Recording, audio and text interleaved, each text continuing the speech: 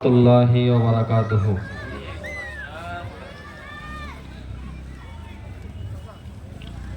প্রিয় গ্রামবাসী, আমরা সকলেই অবগত আছি যে আমাদের আজকে খান সাহেব পাড়ার জলসার মেহফিলের আয়োজন করা হয়েছে। এজন্য গ্রামের যে সমস্ত ব্যক্তি এখন আমরা রাস্তাঘাটে এদিক ওদিকে ছড়িয়ে ছিটিয়ে আছি, মজলিসের ভিতরে আসলে দেখা যায় যে মজলিসটা মনে হচ্ছে কোনো দোয়ার অনুষ্ঠান, ছোট্টখাটো। এই মজলিস আপনারা অনেক অর্থ ব্যয়, সময় ব্যয়, বিভিন্ন পরিশ্রমের মাধ্যমে আপনারা আয়োজিত করেছেন। গ্রামের মানুষ আমরাই যদি আজকে এই মজলিসে না আসি, তাহলে বাইরের মানুষ এসে আমাদের মজলিসকে পূর্ণ করবে, এই ধারণাটা আমাদের ভুল। এজন্য গ্রামের মানুষের কাছে আমি প্রথমে আবেদন করব যে আমরা যে যেখানে থাকি না কেন, বছরের সারাটা দিন আপনি বাইরে থাকুন, আজকে মেহফিলের অনুষ্ঠান করেছেন, আজকে অন্তত পক্ষে মজলিসে এসে কিছু নেকির অধিকারী আপনি হয়ে যান। একটু সাউন্ড বেশি দিন, একটু ইকো দিন। نحمده ونستعينه ونستغفره ونعوذ بالله من شرور أنفسنا ومن سيئات أعمالنا. من يهده الله فلا مضل له ومن يضلله فلا هادي له. ونشهد أن لا إله إلا الله وحده لا شريك له. ونشهد أن سيدنا وسندنا ونبينا وحبيبنا ومولانا محمدا عبده ورسوله الذي أرسله بالحق بشيرا ونذيرا وداعيا إلى الله بإذنه وسراجا منيرا. أما بعد، فقد قال الله تعالى في كلامه المجيد والفرقان الحميد: أعوذ بالله من الشيطان الرجيم. بسم الله الرحمن الرحيم.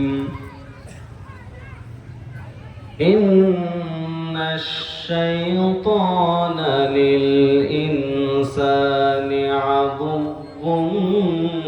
مبين.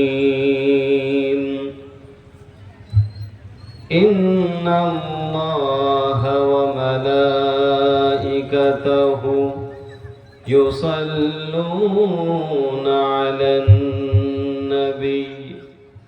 يا أيها الذين آمنوا صلوا عليه وسلموا تسليما. محبت پڑھنا اللهم صل على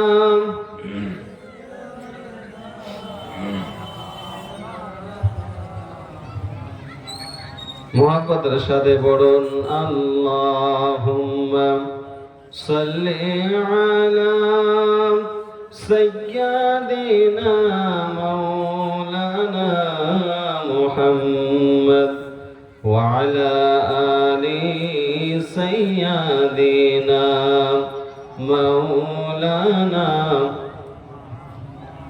আচ্ছা মানুষ বলো দেখি রাত্রে কেন কালো, সূর্য বলো কথা হতে পেল এত আলো, আর ফুলগুলো নানান রঙের কেমন করে হয়, পাতাগুলো সবুজ বটে ফুলের মতো নয়।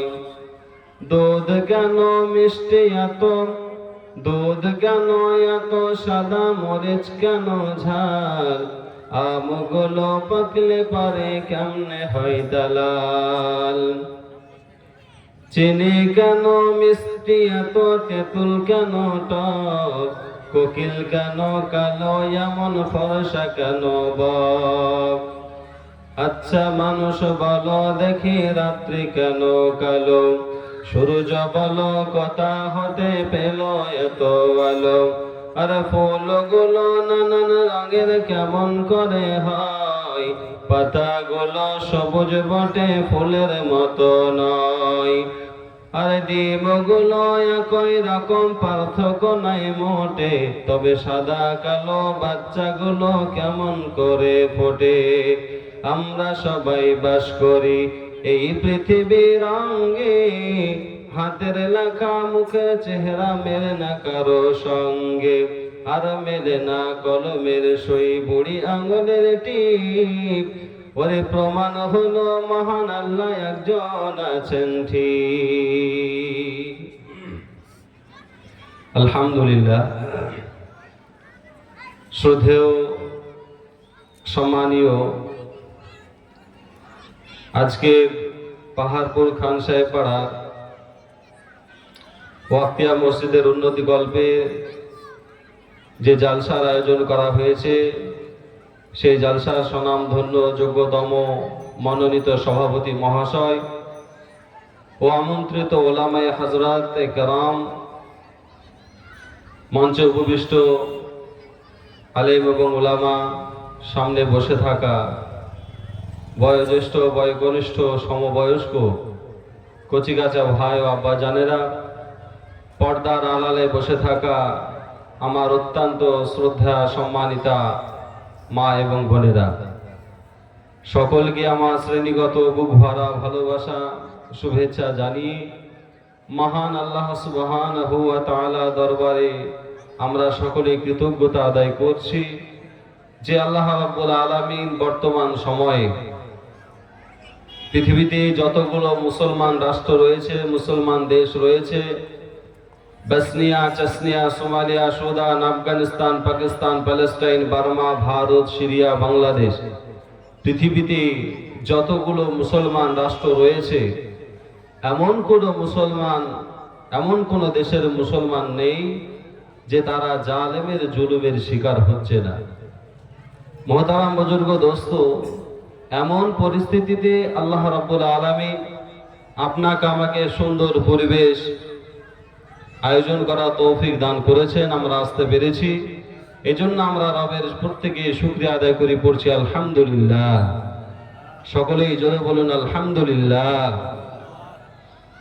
তারপরে মা আমিনার লাল, আব্দুল্লাহর দুলাল, যে নবীজির অক্লান্ত মেহনত, অক্লান্ত মুজাহাদা, অক্লান্ত পরিশ্রম, তার বিনিময়ে যে আপনি আমি মূল্যবান সম্পদ ঈমান পেয়েছি, সেই নবীর উপর আমরা সকলেই শতকোটি দরুদ ও সালাম শান্তির ধারে বর্ষিত হোক, সকলে বলি আল্লাহুম্মা আমিন।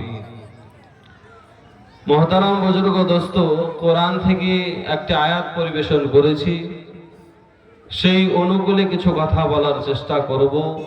ওয়ামা তৌফিকি ইল্লা বিল্লাহ।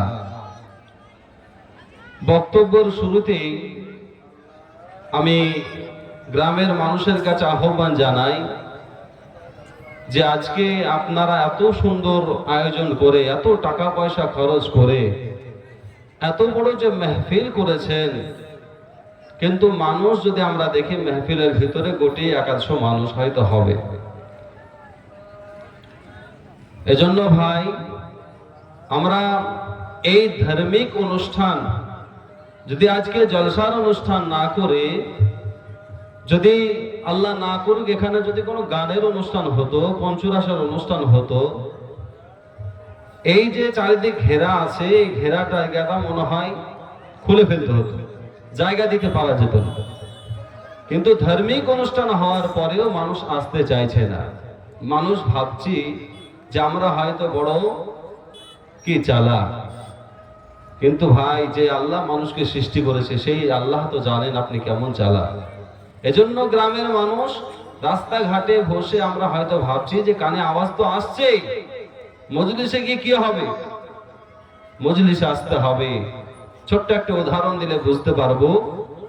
আমাদের বাড়িতে যে মুরগি তৈরি করার জন্য যে ডিমের মুরগির তলাতে আমরা ডিম রাখি, এই যে ডিম 21 দিন 18 দিন আমরা রাখি, তার ভিতরে দেখা যায় যারা ডিমে মুরগির তলাতে যে ডিমগুলো ছিল সেই ডিমগুলোই লাভবান হয়, সেগুলো থেকেই বাচ্চা ফোটে। আর যারা ডিমে মুরগির বাইরে যারা চলে গিয়েছিল, যে সমস্ত ডিম, তারা ঘোলা হয়ে গেছে, নষ্ট হয়ে গেছে। তো সম্মানীয় বন্ধুগণ, এই মজলিসে যদি আপনি আমি আসেন তাহলে বাচ্চার মতন তৈরি হবে, নিজের জীবনটা লাভবান হবে। আর যদি বাইরে থাকেন তাহলে মুরগির ডিমের মতন ঘোলা হয়ে যাবেন, এমনকি গন্ধ জ্বালায় টিকতেও পারবে না মানুষ। এজন্য ভাই আসতে হবে। সবচাইতে বড় শত্রুকে, আপনার আমার সবচাইতে বড় শত্রু যেটা, সেটা হচ্ছে ইবলিস।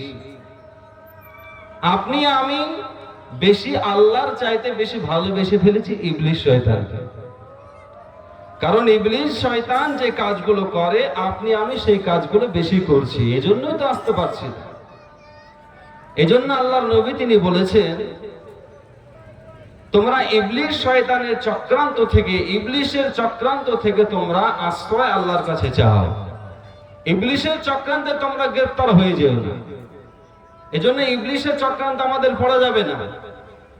ইবলিস মানুষকে বিভিন্ন রকম ভাবে চক্রান্ত ফেলবে। মুসলমান ভাই আমার, এই ইবলিস শয়তান সে যখন ছোট্ট ছিল, বাল্যকালে, ইবলিস শয়তানকে ফেরেশতারা গ্রেফতার করে ধরে নিয়ে যায়। ইবলিস শয়তান ফেরেশতাদের সঙ্গে দীর্ঘদিন থাকতে থাকতে থাকতে তাদের সাথে ইবাদত করতে করতে আল্লাহর নৈকট্য লাভ করে। অবশেষে আল্লাহ তাআলা যখন ইবলিসকে বললেন, মানুষ সৃষ্টি করার পরে বললেন যে আদমকে তুমি সাজদা করো, কিন্তু ইবলিস সে আল্লাহর হুকুমকে অমান্য করেছিল। এজন্য আল্লাহ তাআলা তাকে হুকুম অমান্য করার কারণে আল্লাহ তাআলা তাকে জান্নাত থেকে বিতাড়িত করেছিল। সূরা আরাফ 14 থেকে 17 নম্বর আয়াতের ব্যাখ্যায় লেখা আছে যে ইবলিসকে যখন জান্নাত থেকে বের করে দেওয়া হলো অভিশপ্ত দিয়ে, তো ইবলিস আল্লাহর কাছে কিছু সুযোগ চেয়েছিল। 1 নম্বর সুযোগ হলো কিয়ামত পর্যন্ত বেঁচে থাকার সুযোগ আল্লাহর কাছে চেয়েছিল, 1 নম্বর। 2 নম্বর, মানুষকে বিভিন্ন রকম চক্রান্ত ফেলে মানুষকে কিভাবে নষ্ট করা যায়, ধ্বংস করা যায়, সেই চক্রান্ত চেয়েছে। এজন্য আমাদেরকে চেষ্টা করতে হবে শয়তানের চক্রান্ত পড়া যাবে না। বুখারী শরীফ 7171 নম্বর হাদিসে নবীজি বলেছেন, ইন্না শাইতানা ইয়াজরি মিন ইবনি আদম মাজরাদ দাম। নিশ্চয় শয়তান মানুষের রক্তের শিরায় শিরায় চলে। কোথায় চলে বাপ? রক্তের শিরায় শিরায় চলে। এজন্য শয়তান সম্পর্কে অবগত হতে হবে। বিখ্যাত একজন ইমাম তিনি লিখেছেন যে শয়তানের বেশ কিছু চক্রান্তের কথা আলোচনা করেছেন। 1 নম্বর হলো, শয়তানকে যখন জান্নাত থেকে বিতাড়িত করা হলো, 1 নম্বর শয়তান বলেছিল, আল্লাহ, দুনিয়াতে গিয়ে আমার থাকার জায়গা কোথায় হবে? তুমি তো আমাকে জান্নাত থেকে বের করেই দিলে, কিন্তু দুনিয়াতে গিয়ে আমি থাকবো কোথায়? আমার ভাইরা, আমার মুসলমান ভাইরা, আল্লাহ রাব্বুল আলামিন যখন শয়তানকে জান্নাত থেকে বের করে দিলেন, জান্নাত থেকে যখন বের করে দিলেন, আল্লাহ পাক রব্বুল আলামিন শয়তানকে বললেন, ও শয়তান, শুনে নাও, শুনে নাও, জান্নাত থেকে তুমি বেরিয়ে যাও। শয়তান আল্লাহকে বলেছিল, আল্লাহ তাআলা, দুনিয়াতে গিয়ে আমার থাকার জায়গা কোথায় হবে তুমি একটাবার বলে দাও।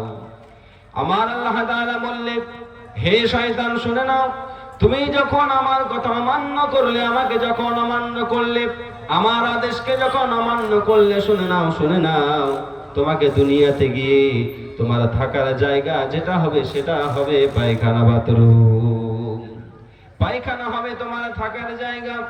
এজন্য বিশ্ব নবীজি আবু দাউদ শরীফের মধ্যে 6 নম্বর হাদিসে নবীজি বলেছেন, ইন্না হাদিহিল খুশুসা মুহতাজারা, নিশ্চয় এই বাথরুমের ভিতরে, পায়খানার ভিতরে শয়তানদের অবস্থান। পায়খানার ভিতরে শয়তানদের অবস্থান।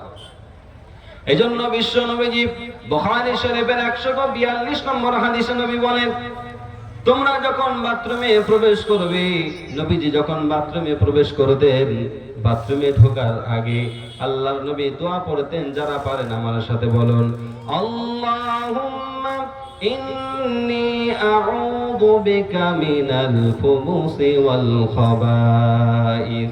আল্লাহর নবী বলেন, যারা বাথরুমে প্রবেশ করবে, বাথরুমে প্রবেশের সময় প্রথমে তুমি দোয়া পড়ে প্রবেশ করো, আল্লাহুম্মা, আল্লাহ, ইন্নী, নিশ্চয় আমি, আউযু বিকা, তোমার কাছে আশ্রয় চাইছি, মিনাল খুবুসি ওয়াল খাবাইস, দুষ্টু প্রকৃত পুরুষ এবং জিন, নারী, শয়তান থেকে তোমার কাছে আশ্রয় চাইছি। আমার ভাইয়েরা, আমার মুসলমান বন্ধুগণ, যদি কোনো মানুষ যদি একবার বাথরুমে ঢোকার সময় যদি আল্লাহর কাছে আশ্রয় চেয়ে যদি বাথরুমে প্রবেশ করে, তাহলে শয়তান আর কোনো ক্ষতি করতে পারে না। আর যদি আপনার দোয়া না পড়ে যদি বাথরুমে প্রবেশ করে, শয়তান তার ক্ষতি করতে পারে, ক্ষতি করে দিতে পারে। এজন্য দোয়া পড়ে প্রবেশ করতে হবে।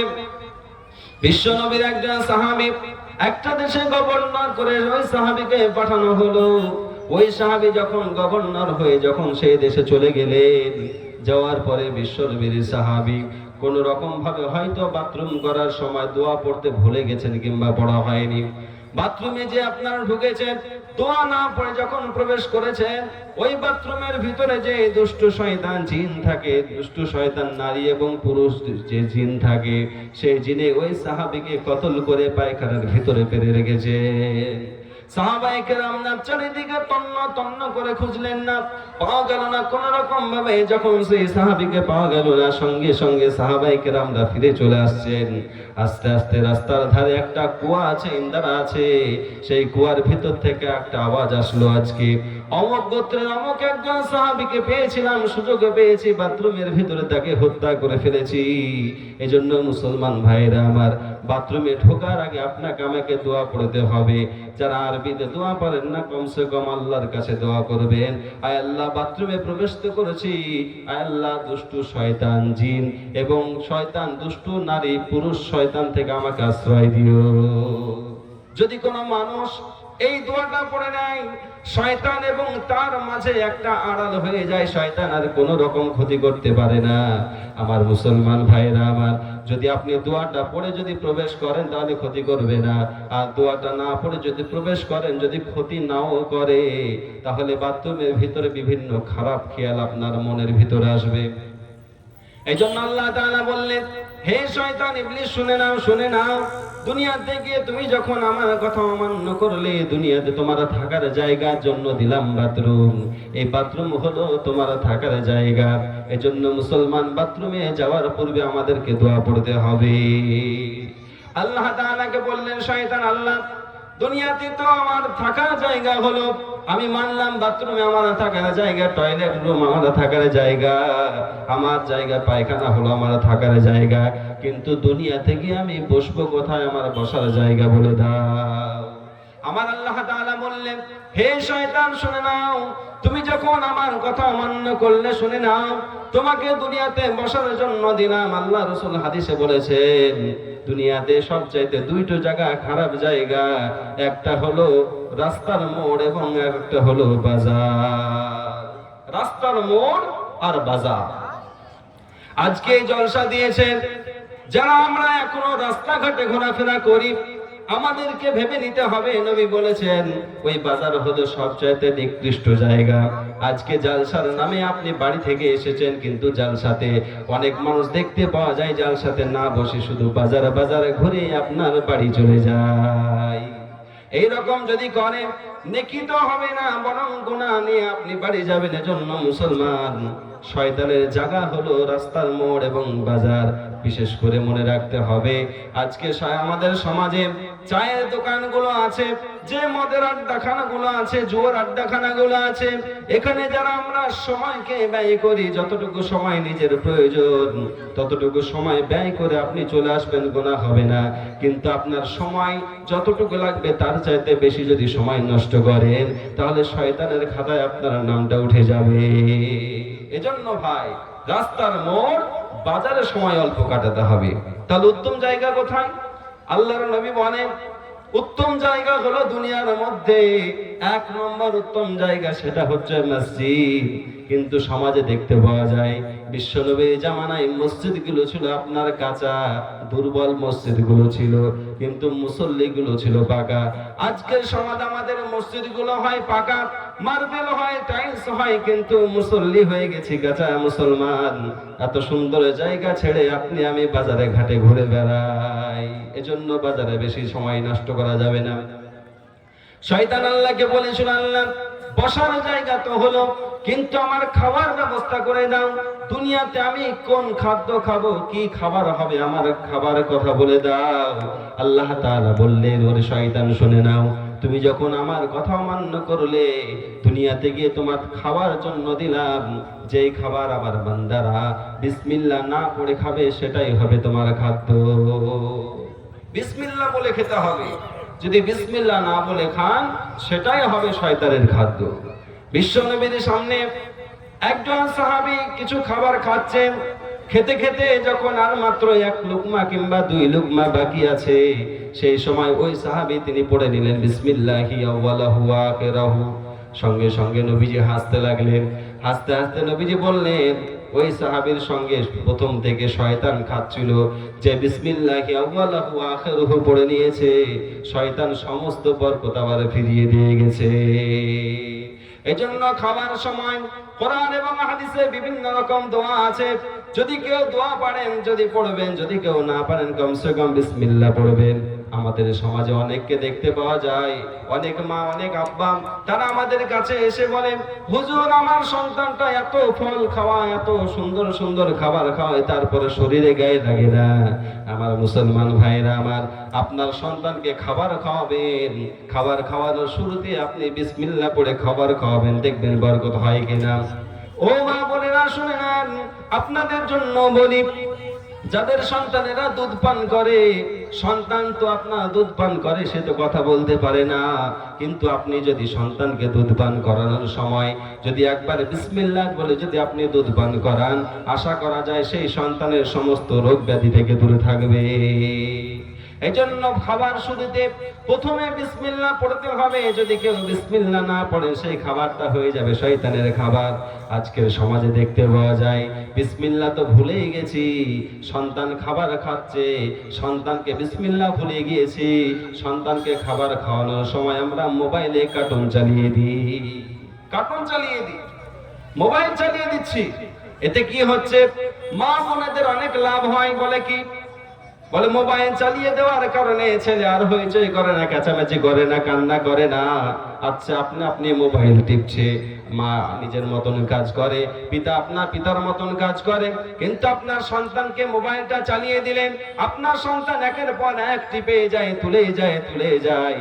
মোবাইলে ভালো জিনিসও আসে, খারাপ জিনিসও আসে। আপনার সন্তানের সামনে যদি কোনো খারাপ ছবি পড়ে যায়, তার মাথাতে, তার জেহেনে সেই খারাপ জিনিসটা আপনার জেহেনে চলে আসবে। এজন্য ভাই, সবচাইতে দুনিয়াতে এখন বড় ফিতনা, সেটা হচ্ছে মোবাইলের ফিতনা। আজকের সমাজে দেখতে পাওয়া যায় প্রতিটা বাড়িতে বর্তমান যে ছোট ছোট ছেলেরা যে ভিডিও করছে, শফিকের ভিডিও করে না? শফিকের ভিডিও অনেক মা বোন তারাও দেখে, অনেক ছোট ছোট ছেলে তারাও দেখে। আমাদের বেলডাঙ্গাতে শুনলাম, একটা জয়নগরে আমি একটা শুনলাম, ওই শফিকের ভিডিও দেখেছে। শফিকের ভিডিওতে দেখেছে আপনার ইয়ার্কির মতন ছলনা ভেসে আপনার গলায় দড়ি দিয়েছে। সেই ছেলেটাও সে ভিডিও করতে গিয়ে গাছের উপরে উঠেছে, একা উঠেছে, উঠার পরে আপনার সেরকম ভাবে ফাঁসি ঝুলিয়ে দিয়েছে। ঝুলিয়ে দেওয়ার পরে ভিডিও করেছে। ভিডিও করতে করতে গলায় ফাঁস আটকে সেই ছেলেটা মারা গেছে। সেই ছেলেটা মারা গেছে। এজন্য ভাই চেষ্টা করতে, মোবাইল থেকে দূরে থাকতে হবে। কি বলছিলাম? বিসমিল্লাহ। শয়তান আল্লাহ পাককে বললেন, আল্লাহ দুনিয়াতে আমার খাবারের ব্যবস্থা হলো, কিন্তু আমার দুনিয়াতে খাবার তো ব্যবস্থা হলো, কিন্তু পানি কি খাবো আমাকে বলে দাও, আমার পান করার জিনিস কি হবে? আল্লাহ তাআলা বললেন, সূরা মায়েদা 90 নম্বর আয়াত, আল্লাহ বললেন, হে শয়তান শুনে নাও, তোমাকে দুনিয়াতে দিলাম, তোমার পানির ব্যবস্থা করে দিলাম, শরাব দিলাম, মদ দিলাম, তোমাকে পানির ব্যবস্থা। আমার মুসলমান ভাইয়েরা আমার, আল্লাহ তাআলা সূরা মায়েদা 90 নম্বর আয়াত আল্লাহ তাআলা বলেন, ইয়া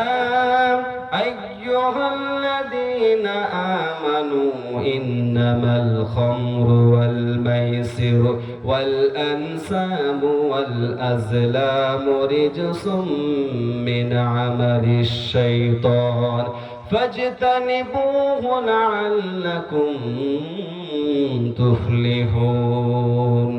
আল্লাহ তাআলা বললেন, ইয়া আইয়ুহাল্লাযীনা আমানু, হে ঈমানদার বিশ্বাসীগণ, ইন্নামাল খামরু, নিশ্চয় মদ, ওয়াল মাইসিরু এবং জুয়া, ওয়াল আনসাবু এবং প্রতিমা, ওয়াল আসলামু এবং ভাগ্য পরীক্ষার্থীর সমূহ, রিজসুম মিন আমালিশ শাইতান, এগুলো হলো শয়তানদের আমল, শয়তানদের আমল। ফাজতানিবুহু লাআল্লাকুম তুফলিহুন, সুতরাং এ থেকে তোমরা দূরে থাকো। আজকের সমাজে যদি পাহাড়পুরে যদি আমরা 100টা মানুষ খুঁজি, তাহলে কমসে কম 10টা মানুষ এমনও পাবো যারা রাতে মদ না পেলে তাদের ঘুম হয় না। পাওয়া যাবে না? যাবে না? মদ না পেলে ঘুম হবে না। ও মুসলমান ভাই আমার, এই মদ এত খারাপ জিনিস। মদ খেলে মানুষের বিবেক বুদ্ধি সব আপনার নষ্ট হয়ে যায়। আমার ভাইরা, আমার মুসলমান ভাইরা, মদ খাওয়া প্রথম যুগে আপনার হালাল ছিল, কিন্তু মদের অপকারিতা দেখে আল্লাহ তাআলা মদকে হারাম করে দিয়েছে। প্রথম দিকে হালাল ছিল মদ, কিন্তু পরে হারাম করা হয়েছে। কি হবে? বিশ্বনবী যখন মক্কা থেকে মদিনায় গেলেন, মদিনায় গিয়ে দেখছেন মদিনা মানুষদের ভিতরে মদের আসর আছে, মদের চালও আছে, প্রচলন আছে। তা হযরতে ওমর রাদিয়াল্লাহু তাআলা আনহু আরো কিছু সাহাবায়ে কেরাম, তিনি ভাবলেন যে মানুষ মদ খায়, এই মদ খেয়ে মানুষের বিবেক বুদ্ধি নষ্ট হয়ে যায়, মানুষের টাকা পয়সা ধ্বংস হয়ে যায়। তো এই সমস্ত খারাপি দেখে কিছু সাহাবী এবং হযরত ওমর তিনি গেলেন বিশ্বনবীর কাছে। যাওয়ার পর বলছেন, ইয়া রাসূলুল্লাহ, এই মদের ব্যাপারে আপনার কি ফয়সালা বলুন। আল্লাহ তাআলা কোরআনে যখন নাজিল করলেন, আল্লাহ তাআলা বললেন, ইয়াসআলুনাকা আনিল খামরি কুল ফীহিমা ইসমুন কাবীরুন ওয়া মানাফিউ লিন-নাস। ইয়াসআলুনাকা আনিল খামর, ওগো নবীজি, আপনাকে তারা যে মদের ব্যাপারে আপনি জিজ্ঞাসা করে, আপনি বলে দিন, কুল ফীহিমা ইসমুন কাবীর, আপনি বলে দিন এই মদ এবং জুয়া এই দুটো জিনিস অত্যন্ত ইসমুহুমা কাবীর, অত্যন্ত মারাত্মক গুনাহ আছে। এবং আল্লাহ তাআলা এর পরে বললেন, ওয়া মানাফিউ লিন-নাস, এবং মানুষের মদ এবং জুয়া খেলাতে উপকারও আছে। কি আছে? ক্ষতিও আছে বলছে, উপকারও আছে। ব্যাপারটা বুঝবেন। ওয়া ইসমুহুমা আকবারু মিন নাফইহিমা, কিন্তু যে ক্ষতি আছে আর লাভ আছে, লাভের তুলনায় ক্ষতি বেশি আছে। আমার মুসলমান ভাইয়েরা আমার, মদ খেলে কি উপকার হয় একটু আমাদের জানতে হবে। যারা মদ পান করে তাদের উপকার হলো, মদ খাওয়ার সময় মনে একটু আনন্দ আসে, আসে না? আসে না? মনে একটু আনন্দ আসে, শরীরে একটু তৃপ্তি আসে, শরীরে একটু লাবণ্য চলে আসে। এই জন্য যারা মদ খায় তাদের জন্য একটা উপকার আছে, কিন্তু এতে যে কত ক্ষতি আছে তারা কিন্তু জানে না। এতে এত বড় ক্ষতি আছে। ইউরোপের বড় বড় ডাক্তার তারা বলেছেন, যখন থেকে ইউরোপের মানুষরা মদে আক্রান্ত হয়েছে, মদ খাওয়াতে আক্রান্ত হয়েছে, তখন থেকে তাদের বেশি বেশি যক্ষা রোগে তারা আক্রান্ত হয়ে মারা যায়। মদ খেলে সবচাইতে বড় ক্ষতি হলো মানুষের বিবেক বুদ্ধি নষ্ট হয়ে যায়। আর মানুষের বিবেক বুদ্ধি যখন নষ্ট হয়ে যাবে, তখন আপনার জন্য খারাপ কাজ করাটা সহজ হয়ে যাবে। ঠিক কিনা বলেন? যখন মানুষের বিবেক বুদ্ধি নষ্ট হয়ে যাবে, তখন আপনার জন্য খারাপ কাজ করার রাস্তাটা সহজ হয়ে যাবে। এজন্য নিজের মাকে কখনো স্ত্রী বলবে, নিজের আব্বাকে কখনো সন্তান বলে ডাকবে, কখনো লুঙ্গি ঠিক থাকবে না, কখন জামা কি হবে, রাস্তার ধারে পড়ে থাকবে। রাস্তার ধারে ছোট্ট আপনার সবচাইতে যে আপনার একটা প্রাণী কুকুর এসে কখনো ঠ্যাং তুলে পেশাব করে দেবে, তারও কোনো খেয়াল থাকবে না। আমার মুসলমান ভাইরা আমার, এজন্য আল্লাহ তাআলা বললেন ওয়া মানাফিউ লিন-নাস, মানুষের জন্য উপকার রয়েছে, কিন্তু উপকারের তুলনায় ক্ষতিটা রয়েছে বেশি। এজন্য ভাই আমাদের চেষ্টা করতে হবে। এজন্য যখন এই আয়াতটা নাজিল হলো, কোন সাহাবায়ে কেরাম তারা মদ খাওয়া ছেড়ে দিলেন, কিন্তু একেবারে এই আয়াতে যেহেতু মদকে হারাম করা হয়নি, তার জন্য কোন সাহাবী তারাও মদ পান করতেন।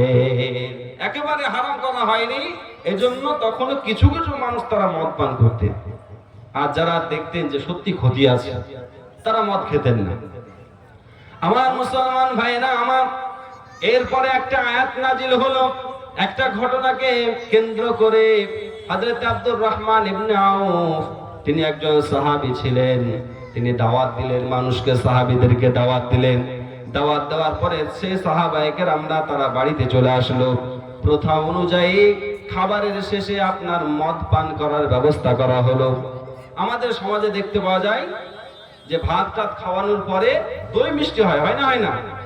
তো আগেকার জামানায় কি হতো, প্রথা অনুযায়ী খাবারের পরে মদের ব্যবস্থা করা। আব্দুর রহমান ইবনে আউফ খাবার খাওয়ালেন। খাবার খাওয়ানোর পরে মদের ব্যবস্থা করলেন। মদ খাওয়ার পরে মাগরিবের নামাজের সময় হয়ে গেল। হযরত আলী রাদিয়াল্লাহু তাআলা আনহু তিনিও মদ পান করলেন। মদ পান করার পরে তিনিও মাগরিবের নামাজে দাঁড়িয়ে গেলেন। মাগরিবের নামাজে দাঁড়িয়ে যাওয়ার পরে তিনি সূরা কাফিরুন পড়লেন, এবং সূরা কাফিরুন পড়তে পড়তে তিনি সূরা কাফিরুনের মধ্যে একটা জায়গায় ভুল বললেন। কি বললেন? তিনি ভুল বললেন। তিনি বললেন ওয়া নাহনু না'বুদু মা তা'বুদুন। তিনি বলে ফেললেন, হে কাফেররা, তোমরা যে দেব দেবীর পূজা করো সেই দেব দেবীর আমরাও পূজা করি। নেশাগ্রস্ত অবস্থায় ভুল পড়ে দিয়েছে। আল্লাহ পাক রব্বুল আলামিন সঙ্গে সঙ্গে আয়াত নাজিল করলেন। আল্লাহ তাআলা বললেন, ইয়া আইয়ুহাল্লাযীনা আমানু লা তাকরাবুস সালাতা ওয়া আনতুম সুকারা। আমার আল্লাহ তাআলা বললেন, হে ঈমানদার বিশ্বাসীগণ, তোমরা যখন নামাজের কাছে যাবে তখন তোমরা মদ পান করবে না। নেশাগ্রস্ত অবস্থায় তোমরা নামাজের ধারে কাছেও যাবে না। আমার মুসলমান ভাইরা আমার, এই আয়াতে বলা হয়েছে নেশাগ্রস্ত অবস্থায় নামাজের ধারে কাছেও যাবে না। এজন্য সাহাবায়ে কেরামরা নামাজের সময় ব্যতীত অন্য সময় তারা মদ পান করতে। এরপরে আল্লাহ তাআলা একটা আয়াত নাজিল করলেন। আমার আল্লাহ তাআলা বললেন, ইয়া আইয়ুহাল্লাযীনা আমানু ইন্নামাল খামরু ওয়াল মাইসির ওয়াল আনসাবু রিজসুম মিন। এরকম ভাবে আয়াত বললেন। আমার আল্লাহ তাআলা বললেন, হে ঈমানদার বিশ্বাসীগণ, ইন্নামাল খামরু, নিশ্চয় মদ, ওয়াল মাইসির এবং জুয়া, ওয়াল আনসাব এবং প্রতিমা, মা দুর্গা, সরস্বতী, আপনার যত রকম প্রতিমা আছে। এরপরে বললেন ওয়াল আসলামু, এবং ভাগ্য পরীক্ষার তীর সমূহ, রিজসুম মিন আমালি শাইতান, এগুলো হচ্ছে শয়তানদের আমল। সুতরাং ফাজতানিবুহু লাআল্লাকুম তুফলিহুন, তোমরা এই খারাপ কাজ থেকে তোমরা বিরত থাকো। আমার মুসলমান ভাইরা আমার, এজন্য যারা মদ পান করে মনে রাখতে হবে, এই মদ পান করা মুসলমানদের কাজ হতে পারে না। আল্লাহ তাআলা যখন ইবলিসকে জান্নাত থেকে বের করে দিলেন, ইবলিস পানি খেতে চেয়েছিল। আল্লাহ তাআলা বললেন, দুনিয়াতে তোমার পানি হলো মদ, হলো তোমার পানি। মদ খাওয়া যাবে না, মদ থেকে দূরে থাকতে হবে। আমার মুসলমান ভাইরা আমার, আল্লাহ তাআলাকে শয়তান বলল, আল্লাহ তাআলা দুনিয়াতে তো আমার পানির ব্যবস্থা হলো, কিন্তু দুনিয়াতে আমার আওয়াজ কি হবে, আমার কথা কি হবে? আমার আল্লাহ তাআলা বললেন, দুনিয়াতে তোমার কথা হলো যেই কথা, গান বাজনা হলো তোমার কথা, আওয়াজ হলো তোমার, গান বাজনা হলো তোমার কথা। আল্লাহ রাসূল বললেন, আল গিনাউ ইউমবিতুন নিফাকা ফিল কলবি, এই গান বাজনা হলো মানুষের মনে কলবে আপনার ঘৃণা সৃষ্টি করে দেয়, খারাপ সৃষ্টি করে দেয়। আবার মুসলমান ভাইরা আমার, এজন্য গান বাজনা থেকে আমাদের দূরে থাকতে হবে। বিশ্বনবীজি বলেন, দুইটা আওয়াজ এতই খারাপ, এতই খারাপ, এই দুইটা আওয়াজের উপরে লানত হয়। বলবো নাকি? এক নম্বর হলো খুশির সময় বাঁশির আওয়াজ, এটা হচ্ছে আল্লাহ পাক, এই আওয়াজে আল্লাহ পাক লানত বর্ষণ করেন। দুই নম্বর হলো দুঃখের সময় মানুষে এনিয়ে বেনিয়ে কান্না করে, এটাও হলো লানতের পরিচয়। দুঃখের সময় মানুষ কেউ মারা গেছে, বাড়িতে মা বোন তারা ওই যে মারা গেছে তাকে ধরে তার নামে সুর করে কান্না করে, করে না করে না? বেটা তুমি অমুক ছিলে, তুমি চলে গেছো, আমাকে কে দেখবে, ইত্যাদি ইত্যাদি। এরকম ভাবে যে কান্না করে, এই কান্না করাতেও আল্লাহ পাক বলছেন, আল্লাহ রাসূল, এই আওয়াজও আল্লাহ তাআলা লানত বর্ষণ করে। এজন্য বাঁশির আওয়াজ, গানের আওয়াজ, এগুলো হচ্ছে শয়তানের আওয়াজ, এ থেকে আমাদের দূরে থাকতে হবে। শয়তান আল্লাহ তাআলাকে বললেন, আল্লাহ দুনিয়াতে গিয়ে আমার পড়বো কি, আমার পড়া কি হবে? আমার আল্লাহ তাআলা বললেন, দুনিয়াতে তোমার পড়ার জন্য দিলাম অশ্লীল কবিতা, গান দিলাম তোমার পড়ার জন্য, নোবেল নাটক দিলাম তোমার পড়ার জন্য। আল্লাহ তাআলাকে বলেন, আল্লাহ তাআলা আমি লিখবোটা কি? আল্লাহ তাআলা বললেন, দুনিয়াতে তোমার লেখার জন্য দিলাম ট্যাটু দিলাম। কি দিল? ট্যাটু। আমরা যারা দেখি বক্সিং যারা খেলে, তাদের শরীরে বিভিন্ন রকম ভাবে অঙ্কন করা থাকে, চিত্র আঁকানো থাকে। এই জিনিসগুলো আবার অনেকে জালসার মেহফিলে, জালসার বাজারে দেখতে পাওয়া যায়। অনেকজন নিয়ে আসে প্রাণীদের ছাপ হাতে মেরে দেয়। এগুলো হবে ট্যাটু তৈরি করার গুনাহ হবে। শয়তানের কাজ এটা হচ্ছে লেখা, এই ট্যাটু তৈরি করা যাবে না। আমার আল্লাহ তাআলাকে বললেন, আল্লাহ তাআলা দুনিয়াতে আমার বাণী কি হবে? আল্লাহ তাআলা বললেন, দুনিয়াতে তোমার বাণী হবে মিথ্যা কথা। কি হবে? মিথ্যা কথা হবে তোমার বাণী। এজন্য মিথ্যাকে সর্বপ্রথম ছাড়তে হবে। বিশ্বনবীর দরবারে একজন সাহাবায়ে কেরাম আসলেন, আসার পরে বললেন, ইয়া রাসূলুল্লাহ, আমি 4টে গুনাহতে লিপ্ত আছি। কয়টা? 4টা গুনাহতে লিপ্ত আছি। 1 নম্বর গুনাহ হলো আমি জিনা করি, 2 নম্বর গুনাহ হলো মিথ্যা বলে, 3 নম্বর গুনাহ হলো চুরি করি, 4 নম্বর গুনাহ হলো আমি চুরি করি ইত্যাদি, মদ খাই। এই 4টে গুনাহ যখন বললেন, বিশ্বনবীজি বললেন 4টা একসঙ্গে ছাড়তে পারবে না। প্রথম নম্বর, তুমি মিথ্যা কথা বলা ছেড়ে দাও, মিথ্যা বলা ছেড়ে দাও।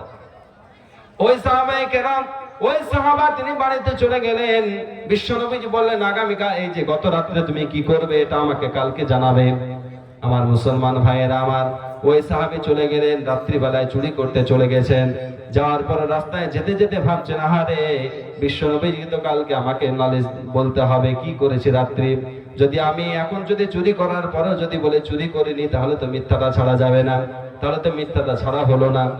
চুরি করা থেকে বিরত থাকলেন।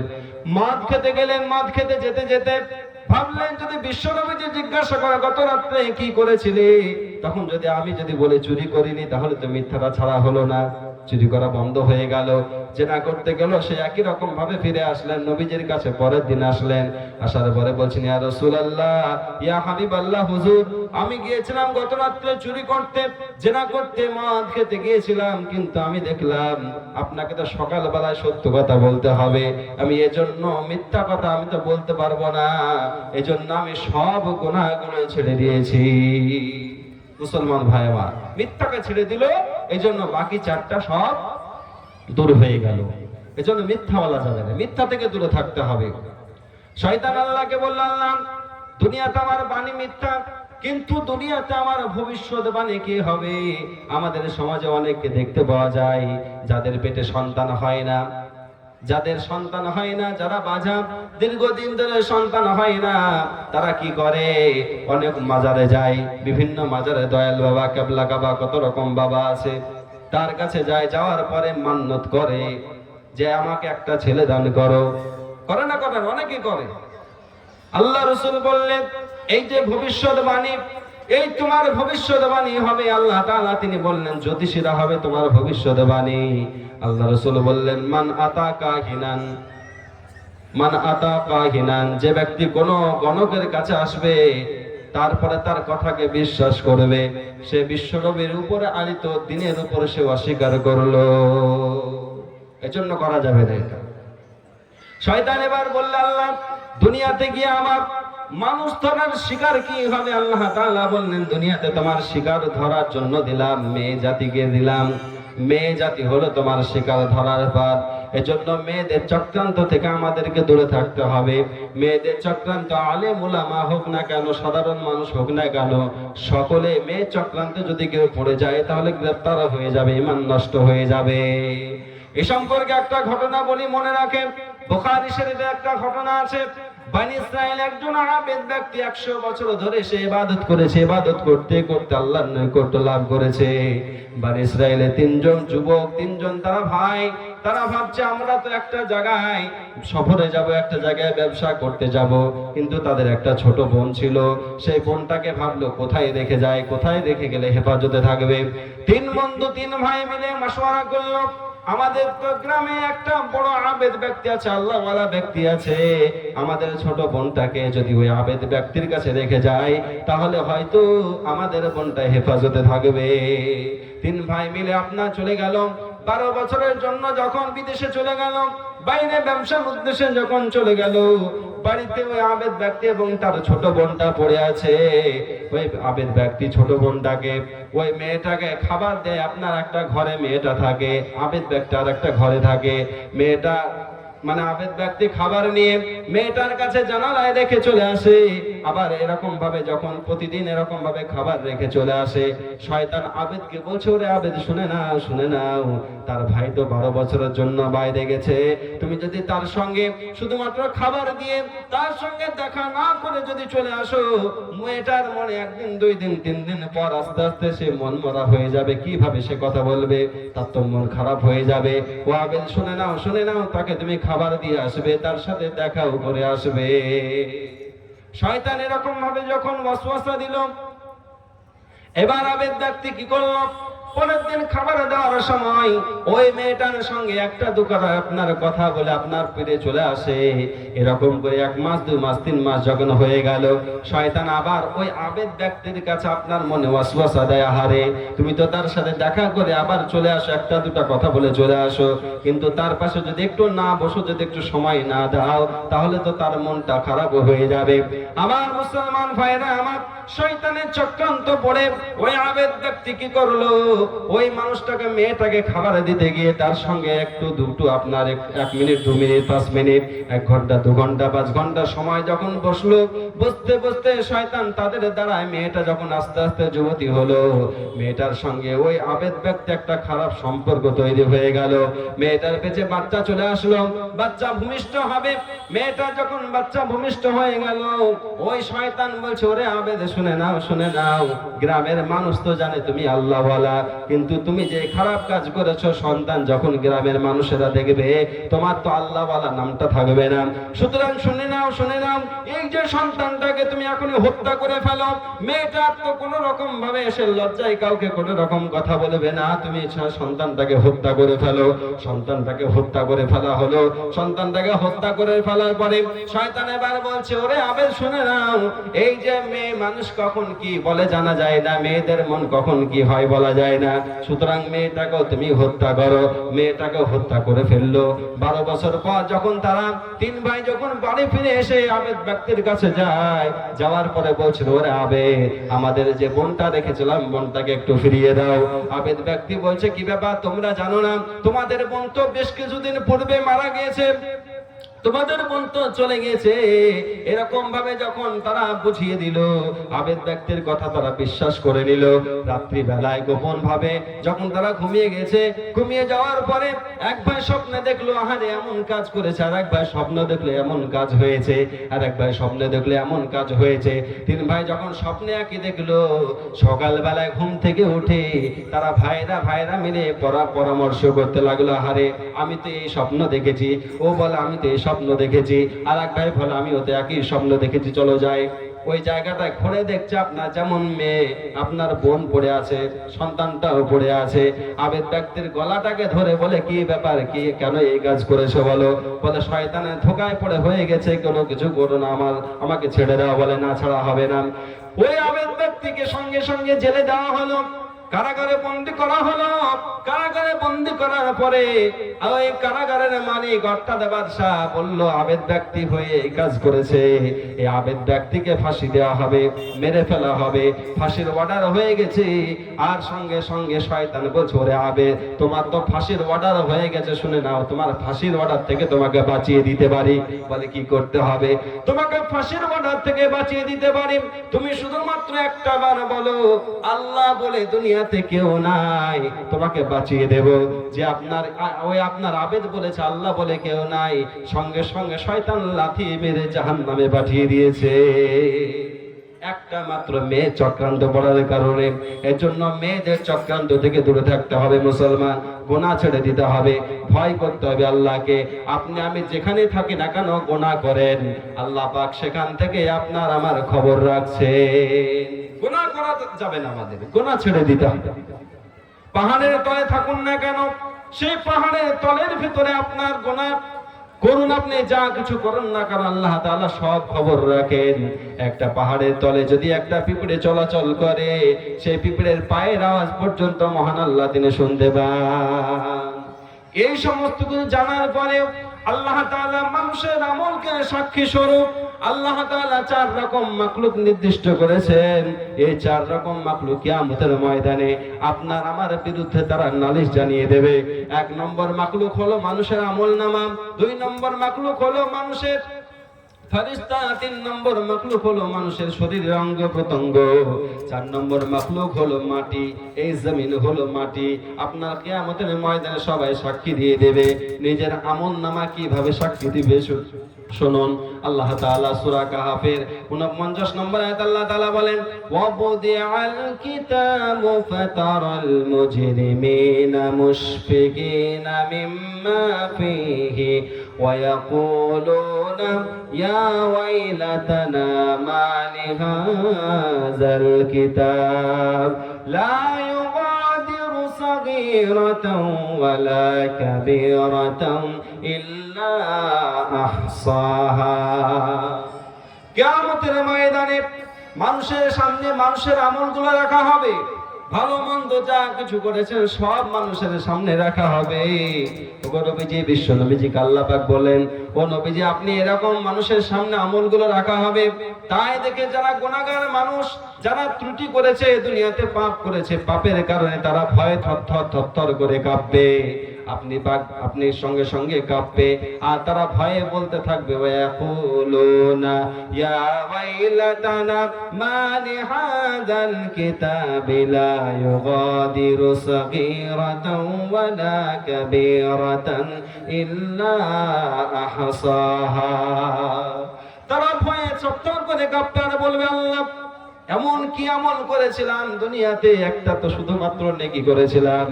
ওই পাহাড়পুরে জালসায় গিয়ে শুধুমাত্র হুজুরদের কথা শুনে, বক্তাদের কথা শুনে শুধুমাত্র একটাবার বসেছিলাম, আবার উঠে চলে এসেছি। শুধুমাত্র একটা ভালো কাজ করেছি, সেটাও তো দেখছি লেখা আছে। আবার বলবে আল্লাহ তাআলা, দুনিয়াতে আমি একটা ছোট্ট খারাপ কাজ করেছি, সেটাও তো দেখছি লেখা আছে। কিয়ামতের ময়দানে যা কিছু করবেন সব কিয়ামতের ময়দানে লেখা থাকবে। ওয়া ওয়াজাদু মা আমিলু হাদিরা। কিয়ামতের ময়দানে আপনি দুনিয়াতে যা কিছু করেছেন সব কিয়ামতের ময়দানে পেয়ে যাবে, সব পেয়ে যাবেন কিয়ামতের ময়দানে।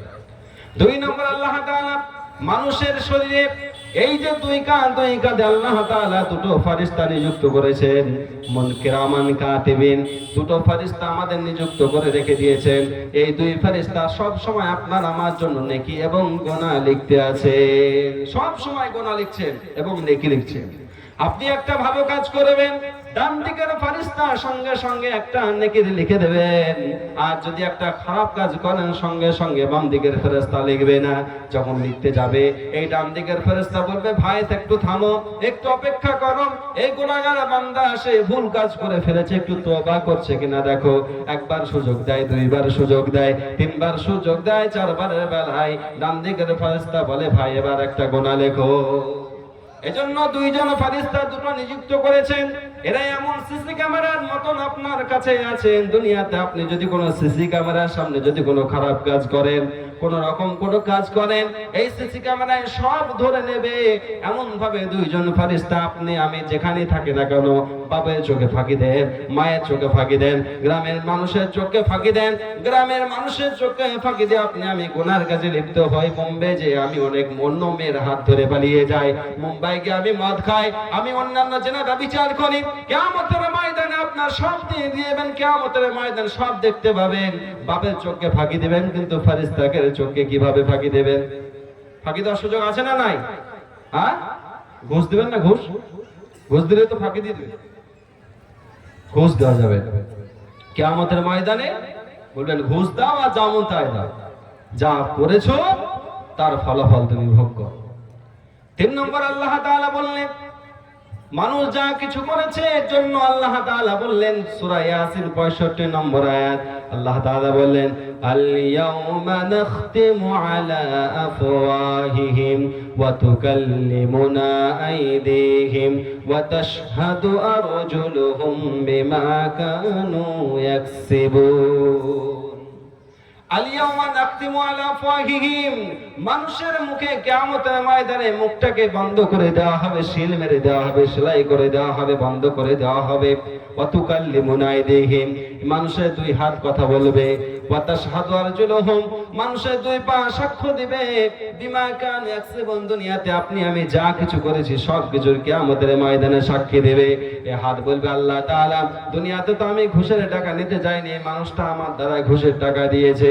এই হাত বলবে, আল্লাহ দুনিয়াতে আমি মদের বোতল ধরতে চাইনি, কিন্তু এই মানুষটা আমার দ্বারাই মদের বোতল ধরিয়েছে। এই মানুষটাই হাত বলবে, আল্লাহ দুনিয়াতে আমি অন্যায় ভাবে কাউকে আঘাত করতে যাইনি, কিন্তু এই মানুষটা আমার দ্বারাই করিয়েছে। কিয়ামতের ময়দানে সব বলে দেবে।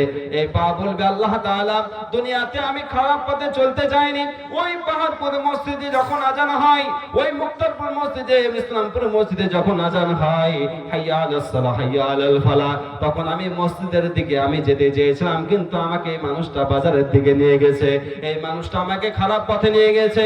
আমি পাহাড়পুর জলসার নাম করে বাড়ি থেকে বেরিয়ে আসলাম, গালসায় বসার নাম করে বাড়ি থেকে বেরিয়ে আসলাম, কিন্তু গালসায় না বসে আমি বাজারে বাজারে ঘুরে গেলাম।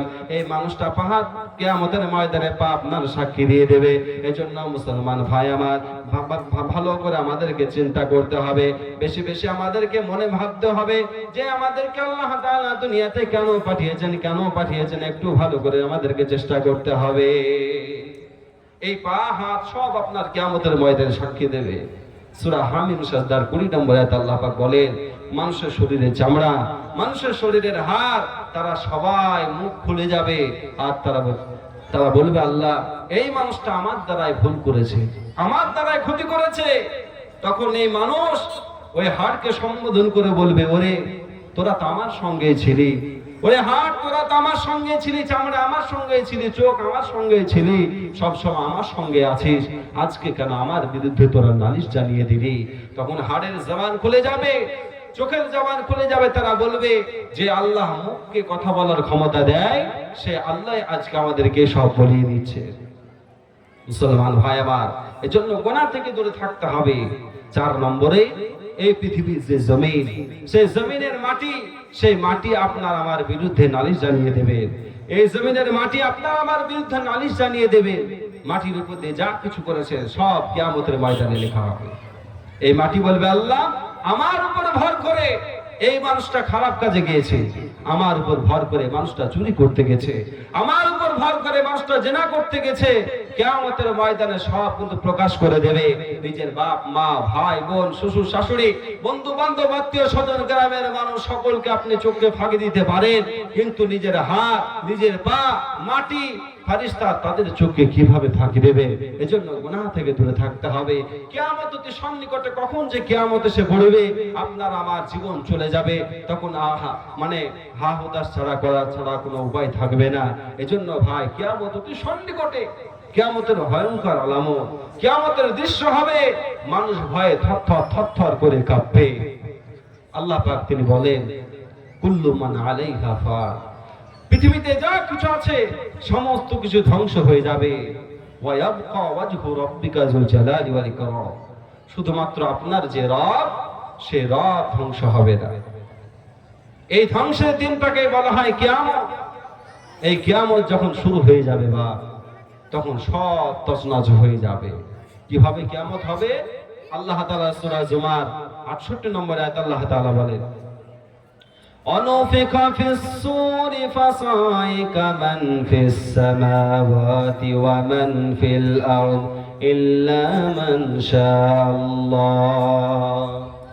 আল্লাহ তাআলা বলে যখন ইসরাফিল আলাইহিস সালাম যখন প্রথমবার সিংহায় ফুঁক দেবে, এই পৃথিবীতে যা কিছু আছে সব কিছু পুড়ে আপনার ধ্বংস হয়ে যাবে। এরকম ভাবে আছে, আমরা যখন মিশকাত শরীফ পড়ি, ইসরাফিল আলাইহিস সালাম এরকম ভাবে সিংহায় ফুঁক নিয়ে দাঁড়িয়ে আছেন, কখন আল্লাহ পাক হুকুম করবেন সঙ্গে সঙ্গে আওয়াজ দিয়ে দিবে। এজন্য ইসরাফিল আলাইহিস সালাম যখন প্রথমবার সিংহায় ফুঁক দেবে, এই পৃথিবীতে যা কিছু আছে সব ধ্বংস হয়ে যাবে। এরপর আল্লাহ বলেন সুম্মা নুফিকা ফীহি উখরা ফাইযা হুম কিয়ামুন ইয়ানজুরুন। এরপরে দ্বিতীয়বার যখন আবার সিংহায় ফুঁক দেবে, তখন দুনিয়াতে যারা ধ্বংস হয়ে গেছিল, মানুষ যারা মারা গিয়েছিল, সবাই আবার জীবিত হয়ে হাসরের ময়দানের দিকে যাবে। প্রথমবার ফুঁক দেওয়া হবে, আবার দ্বিতীয়বার ফুঁক দেওয়া হবে। এর ভিতরে কতটুকু সময়?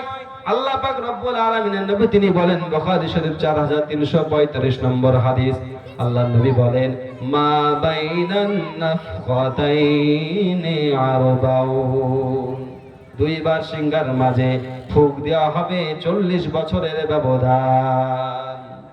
মানুষকে কিভাবে জীবিত হবে মানুষ? লেখা আছে যারা মানুষ মারা যাবে, দ্বিতীয়বার যখন সিংহায় ফুঁক দেওয়া হবে, আসমান থেকে বৃষ্টি আপনার মুষলধারে বৃষ্টি হবে। যেরকম করে শাকসবজি গুলো উৎপন্ন হয়, বৃষ্টি হওয়ার কারণে মানুষগুলো ওই রকম ভাবে সতেজ হবে, উত্তীর্ণ হবে, বড় হবে, জীবিত হবে। জীবিত হয়ে তারা হাসরের ময়দানের দিকে ছুটতে থাকবে, হাসরের ময়দানের দিকে যাবে। কিয়ামত কবে হবে? আল্লাহর নবী তিনি বলেন, মিশকাত শরীফের 2 নম্বর হাদিসে হযরত জিবরাইল আলাইহিস সালাম এসে বিশ্ব নবীজিকে বললেন, ইয়া রাসূলুল্লাহ, ইয়া হাবিবাল্লাহ, 5টা প্রশ্ন করেছিলেন। তার ভিতরে 4 নম্বর প্রশ্ন ছিল, ইয়া রাসূলুল্লাহ, কিয়ামত কবে হবে এটা আপনি একবার বলে দেন।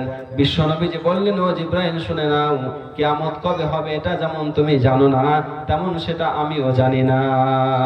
কিয়ামত কবে হবে এই জ্ঞান শুধুমাত্র আল্লাহ তাআলার কাছে আছে, আর কারো কাছে নাই। কিয়ামত কবে হবে এই জ্ঞান শুধুমাত্র আল্লাহ তাআলার কাছে আছে। তবে শুধুমাত্র একটা জিনিস মনে রাখতে হবে, আল্লাহ পাক বহু ঈমানদারদেরকে সতর্ক করার জন্য বলেছেন যে কিয়ামত যেদিন হবে সেদিন হবে শুক্রবারের দিন। কিবারে হবে? শুক্রবারের দিন হবে। কিন্তু এই যে শুক্রবার বছরের কোন মাসের কোন সালের কোন হিজরির শুক্রবার হবে সেটা কেউ জানে না। এজন্য শুক্রবারের দিন দেখবেন অনেক বাড়িতে ছাগল গরু পশু পাখি তারা ফজরের সময় তারা কেউ ঘুমিয়ে থাকে না, ভয়ে থরথর করে কাঁপে। আহারে মনে হয় আজকেই মনে হয় কিয়ামত আরম্ভ হয়ে যাবে। আর আপনার আমার হতভাগা মুসলমান, আমরা ফজর হয়ে যায়, আজান হয়ে যায়, তারপর আমরা লেপের তলে ঢুকে আমরা নাক ধরে ঘুম থাকি, নাক থেকে ঘুম পাড়ি। মুসলমান ভাই আমার, এজন্য কিয়ামত হবে শুক্রবার, কিন্তু এটা কোন বছরের কোন সালের কিয়ামত হবে শুক্রবার এটা কেউ জানে না। এজন্য শুক্রবারের দিন বেশি বেশি মানুষ চেষ্টা করে, বেশিরভাগ অনেকে চেষ্টা করে যে ফজরের নামাজটা আমি জামাতের সাথে পড়বো, প্রত্যেকে একটু চেষ্টা করে। ভাই আমরা সকলে আমল করবো বলি ইনশাআল্লাহ। ভাই এরপরে আল্লাহ পাক বলছেন যে কিয়ামত কিভাবে হবে? ভয়ঙ্কর দৃশ্য কি? আল্লাহ তাআলা সূরা হজের 1 এবং 2 নম্বর আয়াতে আল্লাহ বলেন, ইয়া আইয়ুহান নাসুত্তাকু রাব্বাকুমুল্লাযী খালাকাকুম ওয়াল্লাযীনা মিন ক্বাবলিকুম। আল্লাহ তাআলা বলেন, ইয়া আইয়ুহান নাসুত্তাকু ইন্না যালযালাতাস সাআতি শাইউন আযীম। কিয়ামতের দিন অতি ভয়ঙ্কর দিন হবে। এত ভয়ঙ্কর দিন হবে, মানুষগুলো ভয়ে তরতর তরতর করে কাঁপবে। কিয়ামতের দিনে আমার আল্লাহ বলেন, ইয়াউমা তারাউনাহা, সেই দিনে মানুষগুলো দেখবে, আহারে, তাজহালু কুল্লু মুরদিআতিন আম্মা আরদাআত, যে সমস্ত মায়ের পেটে সন্তান থাকবে, কিয়ামতের এত ভয়ঙ্কর হবে, সন্তানগুলো পেট থেকে ভূমিষ্ঠ হয়ে যাবে। এরপর আল্লাহ বলেন, যে সমস্ত মায়ের কোলে বাচ্চা থাকবে, ওই সমস্ত মারা নিজের সন্তানকে দুধ পান করানো ভুলে যাবে। কিয়ামতের দিন এত ভয়ঙ্কর হবে। ওয়াতারান নাসা সুকারা, মানুষগুলোকে দেখবে একদম নেশাগ্রস্তর মতন, পাগলের মতন দেখবে। ওয়ামা হুম বিসুকারা, কিন্তু তারা নেশাও করেনি, তারা মদও খায়নি, মাতালও হয়নি, ভয়ে তারা থরথর করবে। আল্লাহ পাকের আযাব অতি ভয়ঙ্কর হবে। আল্লাহ তাআলা সূরা করিয়া 4 এবং 5 নম্বর আয়াতে আল্লাহ বলেন, ইয়াউমা ইয়াকুনুন নাসু কাল ফারাশিল মাবসুস ওয়া তাকুনু জিবালু কাল ইহনিল মানফুস। ইয়াউমা ইয়াকুনুন নাস, সেদিন মানুষগুলোকে দেখবে কাল ফারাশিল মাবসুস, আমরা দেখি যেরকম ফড়িংগুলো যখন বৃষ্টি হয় কিংবা মেঘ হয়, ফড়িংগুলো দেখা যায় এদিক থেকে ওদিকে ছোটাছুটি করে, কি জোরে ছোটাছুটি করে। মানুষগুলো দেখবে কিয়ামতের যেদিন ভয়ঙ্কর দিন হবে, মানুষগুলো ছড়িয়ে পড়া পঙ্গপালের মতন এদিকে ওদিকে ছুটতে থাকবে, দ্রুত বেগে যেতে থাকবে। আল্লাহ পাক বলেন, আর পাহাড়গুলোকে দেখবে, বড় বড় পাহাড়গুলোকে যেরকম লেপ তৈরি করার সময় যেরকম তুলোগুলো আকাশের দিকে উড়ে যায়, ধোনার সময় লেপ যখন তুলোগুলো ধোনা হয়, তুলোগুলো যখন আকাশের দিকে উড়ে যায়, পাহাড়গুলো দেখবে, বড় বড় পাহাড়গুলো কিয়ামতের ময়দানে সেদিন দেখবে বড় বড় পাহাড়গুলো আকাশের দিকে উড়তে থাকবে। বড় বড় পাহাড়গুলো আকাশের দিকে উড়বে। আমার আল্লাহ কোরআনে বলেন, ইয়াউমা ইয়াফিরুল মারউ মিন আখিহি ওয়া উম্মিহি ওয়া আবিহি ওয়া সাহিবাতিহি ওয়া বানিহি। ইয়াউমা ইয়াফিরুল মারউ মিন আখি, সেদিন ভয়ঙ্কর দিন দেখে নিজের কাছ থেকে নিজের ভাই পালিয়ে যাবে। আহারে, ভাইয়ের জন্য কতদিন দুনিয়াতে তুমি কত কিছু করেছো, সেই ভাই কিয়ামতের ময়দানে তোমার কাছ থেকে পালিয়ে যাবে। ওয়া উম্মিহি ওয়া আবি, নিজের মাও পালিয়ে যাবে, নিজের বাবাও পালিয়ে যাবে। ওয়া সাহিবাতিহি ওয়া বানি, নিজের সন্তানরাও পালিয়ে যাবে, নিজের বন্ধু বান্ধব তারাও পালিয়ে যাবে। কিয়ামতের ময়দানে তারা ভয় করবে। দুনিয়াতে মনে হয় তারা ভয়ে পালিয়ে যাবে। তারা কি ভয় করবে? তারা মনে মনে ভাববে, আমাদের কাছ থেকে যদি বেশিক্ষণ থাকি তাহলে হয়তো নেকি চাইবে, এই ভয়ে তারা পালিয়ে যাবে। আহারে, দুনিয়াতে বাড়ি করো, গাড়ি করো, যা কিছু করো না কেন, সব ধ্বংস হয়ে যাবে। আল্লাহর জন্য যদি কোনো কিছু করো, সেটাই তোমার জন্য জমা থেকে যাবে। একদিন দেখবেন পাহাড়পুরের 10 তলা বিল্ডিং এর মালিক 10 তলা বিল্ডিং পড়ে থাকবে, কিন্তু সেই মালিক হারিয়ে যাবে। একদিন দেখবেন 20 বিঘা সম্পত্তির মালিক 20 বিঘা সম্পত্তি পড়ে থাকবে, কিন্তু মালিক হারিয়ে যাবে। একদিন আপনি আমি চলে যাব, দুনিয়াতে কেউ থাকবো না। এজন্য পরকালের জন্য কিছু তৈরি করা দরকার আছে না নাই? বলুন, আছে না নাই? পরকালের জন্য তৈরি করতে হবে। কবর হতে ভয়ঙ্কর জায়গা, তো কঠিন জায়গা, সেই কবরকে দেখে আমাদেরকে একটু চেষ্টা করতে হবে আমার মুসলমান ভাই আমার। এজন্য ভাই আমার, কিয়ামতের দিন যেরকম ভাবে দৃশ্য হলো, এবার কিভাবে কিয়ামত হবে তার কিছু আলামত আমি সংক্ষেপে বলে যাই। আমার মুসলমান ভাইরা আমার, কিয়ামতের যত আলামত আছে তার ভিতরে সবচাইতে বড় আলামত হলো বিশ্ব নবীজি দুনিয়া থেকে আগমন এবং বিশ্ব নবীজি দুনিয়া থেকে চলে যাওয়া। নবীজি এসেছিলেন, আবার চলে গেছে, তখন থেকে কিয়ামতের আলামত শুরু হয়ে গেছে। উলামায়ে কেরামের মতে এই কিয়ামতের আলামত গুলোকে 2 ভাগে ভাগ করা হয়েছে। 1 নম্বর হলো আলামতে কুবরা, অর্থাৎ বড় আলামত, আর 1 নম্বর হলো আলামতে সুগরা, অর্থাৎ ছোট আলামত। এই দুটো আলামত, কিয়ামতের বড় বড় যে আলামত সেগুলো হলো মাত্র 10টা, আর কিয়ামতের ছোট ছোট আলামত সেগুলো হলো 131টা। বড় আলামত যেগুলো কিয়ামত থেকে অতি অনেক দূর সময় ঘটবে, আর ছোট আলামত যেগুলো কিয়ামতের সন্নিকটে আপনার আগেই ঘটবে, আর কিয়ামতের বড় আলামত যেটা কিয়ামতের নিকটবর্তী সময়ে ঘটবে।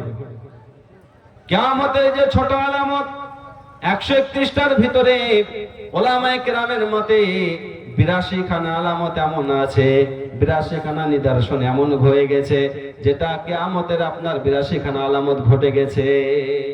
131টার ভিতরে 82খানা হয়ে গেছে। বর্তমান 27টা চলছে, আর মাত্র 22টা বাকি আছে, তারপরে কিয়ামত শুরু হয়ে যাবে।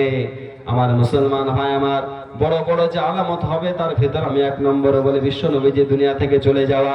2 নম্বর হলো এই পৃথিবীতে আল্লাহ তাআলা ধোঁয়া দিবেন, এমন ধোঁয়া হবে, এমন ধোঁয়া হবে, দুনিয়াতে গোটা ধোঁয়াতে আপনার আচ্ছন্ন হয়ে যাবে। যারা ঈমানদার হবে তাদের জন্য সামান্য একটু কাশি হবে, সর্দি হবে, কিন্তু যারা বেঈমান হবে ওই ধোঁয়া এত তাদের জন্য কষ্টকর হয়ে যাবে। মুসলমান, অতি কষ্টকর হয়ে যাবে। 2 নম্বর হলো এই দুনিয়ার বুকে আল্লাহ তাআলা কিয়ামতের পূর্বে দাজ্জালকে পাঠিয়ে দেবেন, দাজ্জালকে পাঠিয়ে দেবেন।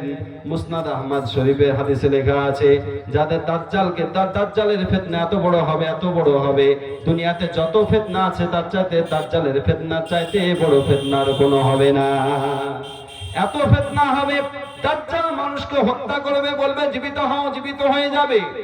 দাজ্জাল বলবে শুকনো গাছকে ফুল ফলাও, ফুল হয়ে যাবে। দাজ্জাল বলবে মানুষকে কেটে ফেলবে। দাজ্জাল আপনার বিভিন্ন রকম কারিশমা দেখাবে। এরকম দৃশ্য দেখে যাদের ঈমান দুর্বল, যারা অল্প ঈমানের মুসলমান, যাদের ঈমানের ভোল্টেজ কম, তারা দেখবে আহারে এই তো দৃশ্য, আকাশ থেকে বৃষ্টিতে আল্লাহ ছাড়া কেউ দিতে পারে না, তারা সঙ্গে সঙ্গে দাজ্জালের কথা মেনে জাহান্নামের দিকে চলে যাবে। আর যারা ঈমানদার হবে তাদের মাথার মানে দাজ্জালের কপালে এরকম করে কাফের লেখা থাকবে, একটা চোখ আপনার অন্ধ থাকবে।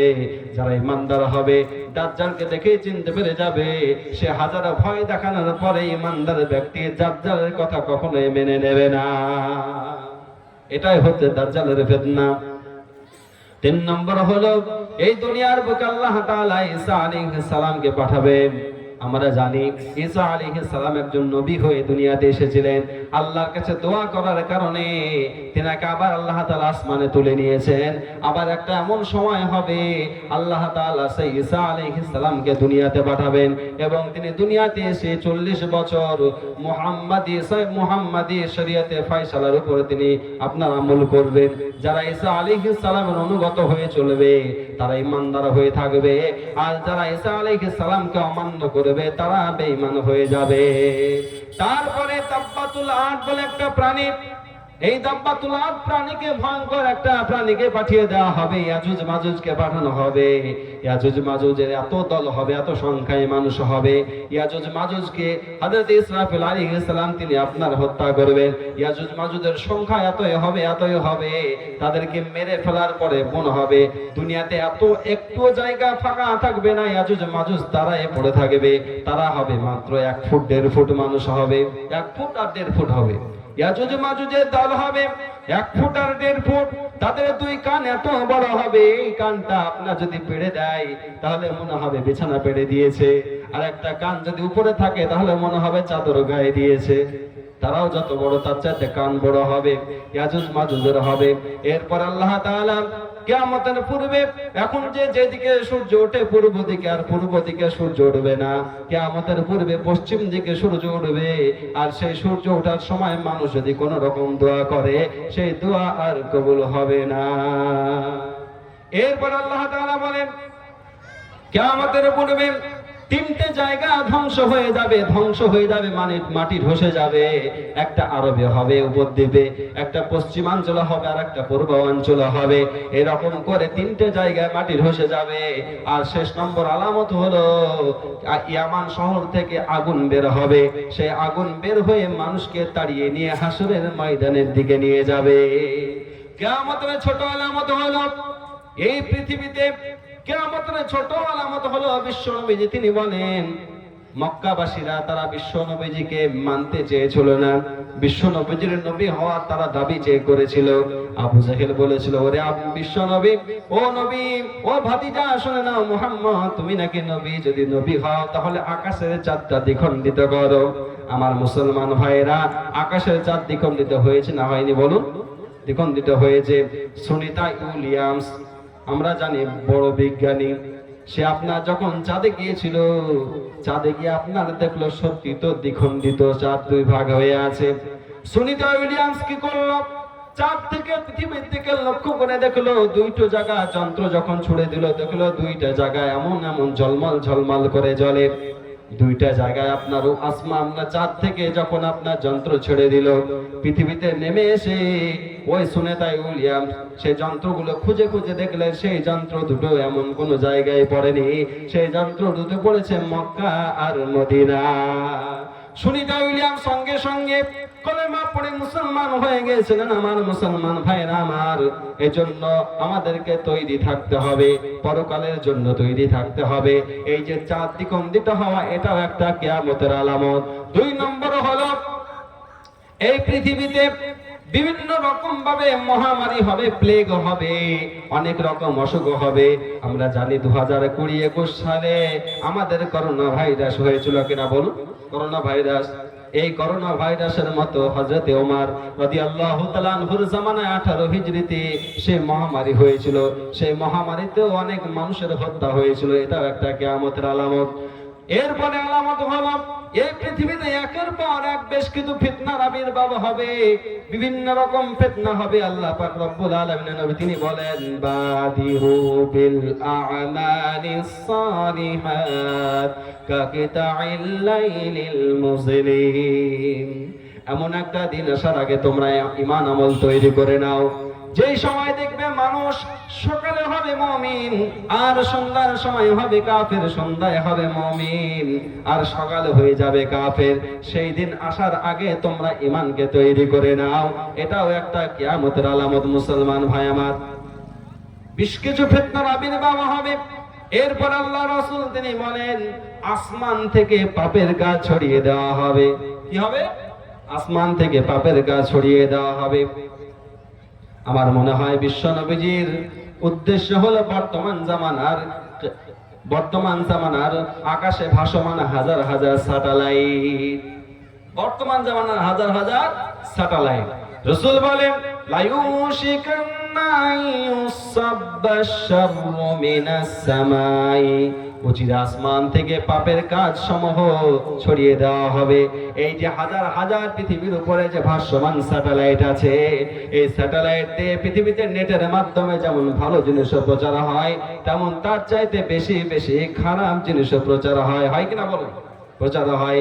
এটাও একটা কিয়ামতের আলামত। এরপরে বিশ্বনবী বলে, কিয়ামতের পূর্বে 30 জন মিথ্যা কানা দাজ্জালের আবির্ভাব হবে, মিথ্যা দাজ্জালের আবির্ভাব হবে, অর্থাৎ তারা নবী হওয়ার দাবি করবে। ইংরেজদের জামানায় পাঞ্জাবের একজন গোলাম আহমদ কাদিয়ানি সে নিজের নবী হওয়ার দাবি করেছিল। 29 নম্বর হয়ে গেছে, আর একটা মাত্র বাকি আছে। আমার মুসলমান ভাইরা, এই নবী হওয়ার দাবি করা এটাও একটা কিয়ামতের আলামত। কারণ বিশ্ব নবীজি বলেছেন, আমি হচ্ছি শেষ নবী, আমার পরে আর কোনো নবী আসবে না। সুতরাং যারা এখনো নবী বলে আমি দাবি করি যে আমি নবী, আমি নবী, যদি কেউ দাবি করে জানতে হবে এটাও একটা কিয়ামতের আলামত, সে মিথ্যা কথা বলে। আমার ভাইরা, এরপরে কিয়ামতের আরেকটা আলামত হলো, এই পৃথিবীতে কিছু অত্যাচারী শাসকের পক্ষ থেকে কিছু মানুষকে নির্দিষ্ট করা হবে, যারা মানে অন্যায়ভাবে মানুষকে অত্যাচার করবে। ফিলিস্তিনে হচ্ছে না বলুন? মায়ানমারে হয়েছে না হয়নি বলুন? অন্যায়ভাবে হত্যা করবে। আহারে, কত কষ্ট দেয়। ওই ফিলিস্তিনের বুকে ছোট্ট দুধের বাচ্চা খেতে পায় না, মায়ের দুধ পান করে, হাসপাতালে অক্সিজেনে আছে। ফিলিস্তিনে ওই বাচ্চাটাকে তারা কি করেছে? বাচ্চার মুখ থেকে অক্সিজেন বের করে বাচ্চাটিকে গলা টিপে হত্যা করেছে। আমার মুসলমান ভাইরা আমার, এজন্য এই যে বেশ কিছু ফিতনা, এটা একটা কিয়ামতের আলামত। চান এরপরে আল্লাহ রাসূল বলেন, কিয়ামতের আরেকটা আলামত হলো, এই পৃথিবীতে উম্মতে মুহাম্মাদি তারা উম্মতে মুহাম্মাদের ফয়সালা অনুযায়ী কাজ করবে না। বিভিন্ন রকম খারাপ কাজে তারা লিপ্ত থাকবে, দুনিয়ার কাজে তারা লিপ্ত থাকবে। উম্মতে মুহাম্মাদীর যারা হবে তারা উম্মতে মুহাম্মাদের উপর ফয়সালা করছে। তার মানে দুনিয়াতে এপ্রিল ফুল, 1 জানুয়ারি, 25 ডিসেম্বর, ভ্যালেন্টাইন্স ডে আছে না নাই? ভ্যালেন্টাইন্স ডে 14 ফেব্রুয়ারি বিশ্ব ভালোবাসা দিবস। বিজাতিদের রীতিনীতি অনুসরণ করা এটাও একটা কিয়ামত রাত। 14 ভ্যালেন্টাইন্স ডে আমরা যে পালন করি, তারা লিখেছে যে বিশ্ব ভালোবাসা দিবস।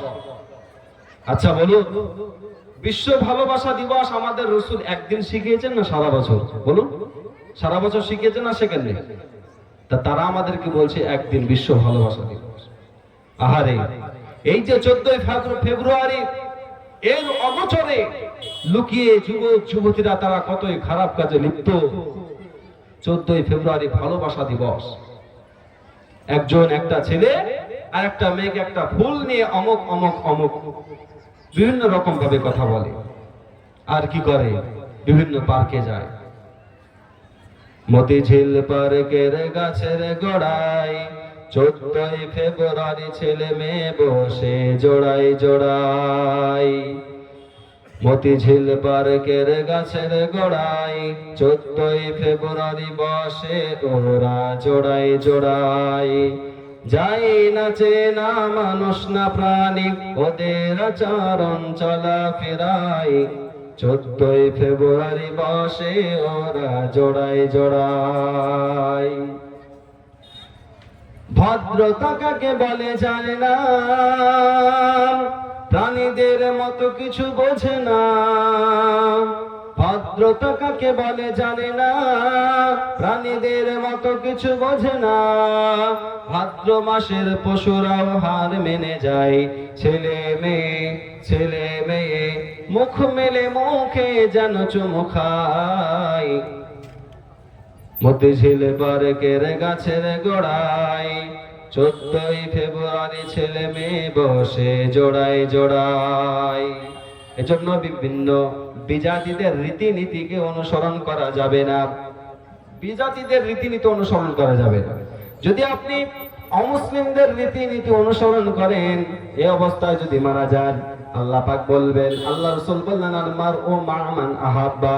কিয়ামতের ময়দানে আল্লাহ পাক রব্বুল আলামিন যার সাথে দুনিয়াতে আপনার সম্পর্ক ছিল তার সাথে কিয়ামতের ময়দানে তুলবে।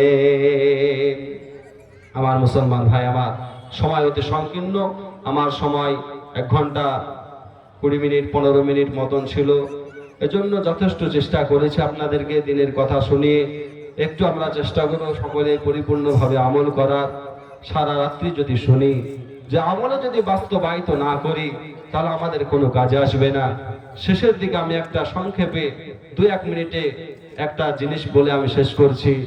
আজকে আমরা এই সভাটা দিয়েছি মসজিদের উন্নতি করবে, প্রত্যেকে আমরা চেষ্টা করব।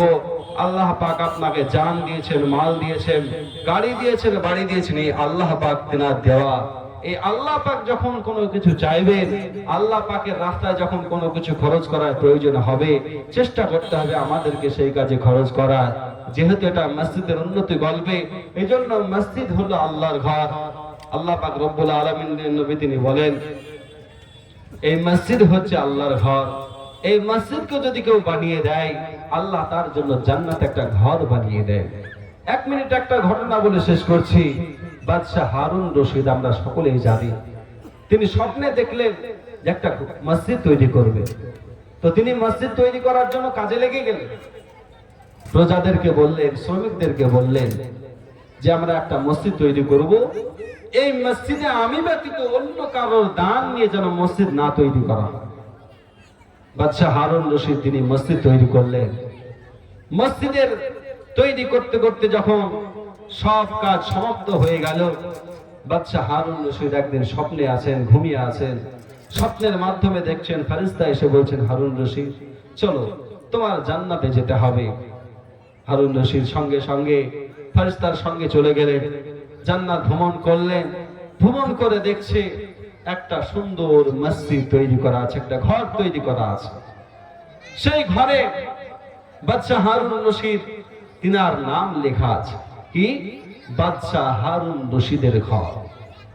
বাদশাহ হারুন রশিদ খুব আনন্দ পেলেন, খুব খুশি হয়ে গেলেন। আব্বাজান আমার হয় না, বাদশাহ হারুন রশিদ সঙ্গে সঙ্গে আনন্দ পেয়ে গেলেন। বাদশাহ হারুন রশিদ নিজে জান্নাতে যখন ঘুরে আসলেন, ঘুরে আসার পরে যখন বাইরে বেরিয়ে আসলেন, এসে দেখছে আপনার বাইরে আরেকটা বাদশাহ হারুন রশিদের মতন একটা ঘর তৈরি। বাদশাহ হারুন রশিদ ফেরেশতাকে বলে, ও ফেরেশতা, দুনিয়াতে তো আমি মসজিদ একাই তৈরি করেছিলাম, মসজিদের প্রাপ্য তো জান্নাতে আমার একটাই ঘর হবে, কিন্তু জান্নাতে দেখলাম দুটো ঘর আমার মতোই হুবহু দেখতে পাওয়া যায়। বাদশাহ হারুন রশিদ যে আপনার অন্য ঘরে ঢুকতে যাবে জান্নাতের মধ্যে, ফেরেশতা বলছে, বাদশাহ হারুন রশিদ দাঁড়িয়ে যাও, এখানে কার নাম লেখা আছে দেখো। লেখা আছে আহমদ বিন মুসা। বলে, আহমদ বিন মুসা? আমি তো তৈরি করলাম মসজিদ, কিন্তু আহমদ বিন মুসার কেন না? এসে বলছে শ্রমিককে, দুনিয়াতে এসে শ্রমিককে বলছে, আচ্ছা আমি যে মসজিদ তৈরি করেছিলাম এটা আমার টাকায় হয়েছে, কিন্তু আমার যে টাকা ব্যতীত অন্য কেউ কি দান করেছে? আহমদ বিন মুসা তোমাদের ভিতর কার নাম? একজন শ্রমিক এসে বলছে, হুজুর আমার নাম আহমদ বিন মুসা। বলে, কি করেছো?